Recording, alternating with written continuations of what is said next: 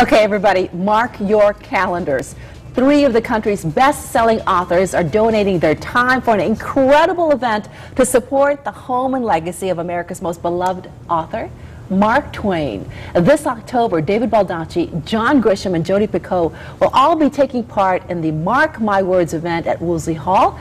It's all to benefit the Mark Twain House and Museum in Hartford. And joining us is New York Times bestselling author David Baldacci. It's great to have you with us, David. Thank you. All right, so how did this all come about, all 3 of you doing this event? Well, I'm on the board of the Mark Twain House, and I am lousy at attending board meetings, but there are some things I can do well, and fundraising is one of those. And John is a personal friend of mine, as is Jodi, so I called him up and said, look, Mark Twain has influenced us a lot over in our careers. They need money because they have a great facility, but it costs money to run it. So let's get together and do this event for them to raise money.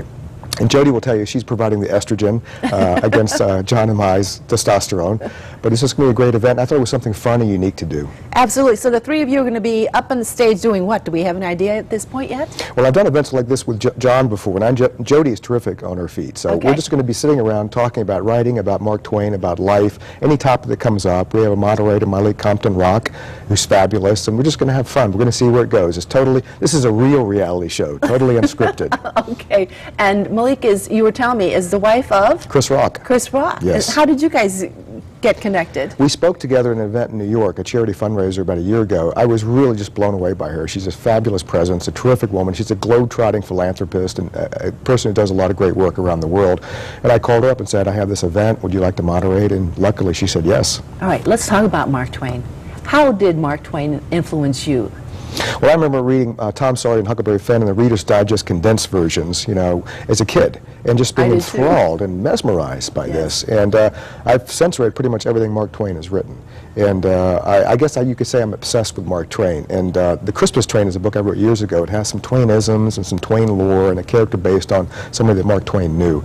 So it was a natural evolution for me to sort of migrate to this type of event because he's an icon. And we can't celebrate Mark Twain as a writer in this country. Something's really wrong. That's right. Now his autobiography just came out.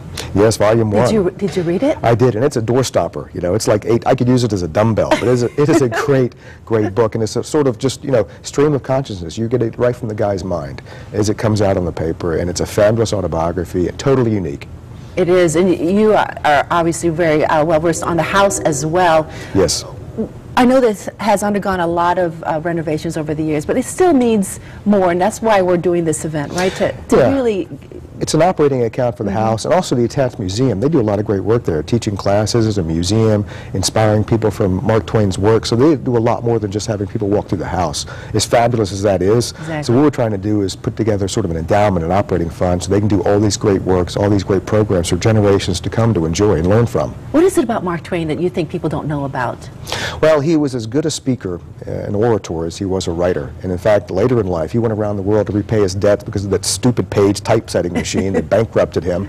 And he enthralled audiences through the spoken word over the course of a year traveling the world. And he was an iconic figure. When anybody needed a quote, they would go to Mark Twain. He would come up with these fabulous quotes. I do the same thing. I always look up to see what Mark Twain had to say about this subject. What did Mark say about it? It's probably right, you know, even in this day. So he was probably the most famous person of his time, but he was just a brilliant guy who saw way ahead. I mean, he talked about things back then, 150 years ago, that are still relevant today. And there are very few people you can say that about. Absolutely. And I've had the opportunity to visit Hannibal, Missouri, where you know, Tom Sawyer and all of that. It's just a great way of getting your children to read, because the adventures of Huck Finn and Tom Sawyer is just something that kids should really get into at a certain age. They are. They're 2 of the greatest boyhood adventures ever written. And Huckleberry Finn obviously is a masterpiece. It goes far beyond just an adventure. That really cemented his reputation as a writer that would stand the test of time. Yes, because it had social implications in that book. Absolutely. They still resound today, actually. Yes, absolutely. And Tom Sawyer, I always thought it was sort of like a Dennis the Menace. Seriously, when I read the book, that's how I thought. And that's why it's so great for young readers. It is. You have a new book coming out. Yes. Oh, yeah, sorry. Already it's out, and it's been, I think it's on bestsellers list #1 in the last 2 weeks already. Yeah, it's been #1 in the last 2 weeks. It's The Sixth Man. Yes. It's a continuation. It's book 5 in the King of Maxwell series. Former Secret Service agents turned PI, and they're dealing with a serial killer who also might be the one man in America who's tasked to keep us all safe. So the guy who's supposed to keep us safe might also be a killer. I thought that was a cool premise for a book. Now, a lot of your characters have flaws. I write in the world of gray. I don't live in the world of black and white. So good people do bad things, bad people sometimes do good things. Right. The world of gray is where it really is. That's the fascinating part of the world. You know, the cowboys riding in on the white horse and the white hat, very dull. Well, it keeps us guessing, that's for sure. And you have a new book coming out as well. Yeah, a new one in one summer. It comes out this summer in June. It's not a thriller. I wrote it because my wife sent me to church early to save seats for our son's confirmation last December, and I do everything my wife tells me to do. Of course, you have to. She's much smarter than I am. And I sat there for an hour with nothing to do rather than just think. And this idea for a book hit me, and I was so obsessed with it. I spent the next 3 months writing it, and that's the product, one summer. You and I were talking earlier, just really quickly, you're constantly writing, aren't you? Yes, multiple projects. I can't not write. That's why I write, and I have a passion for it. And people say, you finish the book, take a break. I'm like, no, my whole life is a break. You don't understand.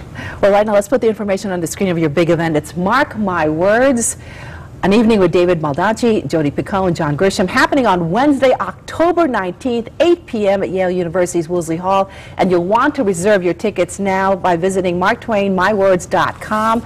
And we should mention that book lovers can also go to WTNH.com and click on Connecticut Style for a chance to win books from all these authors as well. David, it is great to have you. Thank you, Jocelyn. Thanks so much. And coming up next, French chef Emily Roy teaches Teresa how to make crispy caramel nougatine. That's when Connecticut Style returns.